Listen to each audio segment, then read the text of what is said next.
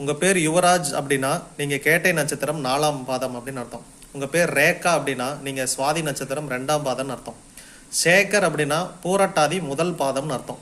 காவியா, கார்த்திகேயன், இப்படி நெடில் ஆரம்பிக்குது உங்கள் பேர் அப்படின்னா நீங்கள் மிருகசீரிசம் 3ஆம் பாதம்னு அர்த்தம். சுகன்யா, சுபஸ்ரீ, அஸ்வினி 1 பாதம். லாவண்யா, லக்ஷணா, அஸ்வினி 4ஆம் பாதம். சோமசுந்தரம், அஸ்வினி 3ஆம் பாதம். கீழே ஆரம்பிக்குதுங்க என் பேர் கிருத்திகா, கிரண், நீங்கள்லாம் மிருகசீரிசம் 4ஆம் பாதம். கூழ் ஆரம்பிச்சிருக்குங்க என் பேர் குகன், குணாலன், குமுதா. திருவாதிரை 1 பாதம். ஹேமந்த், ஹேமா, பூசம் 2ஆம் பாதம் அப்படின்னு அர்த்தம்.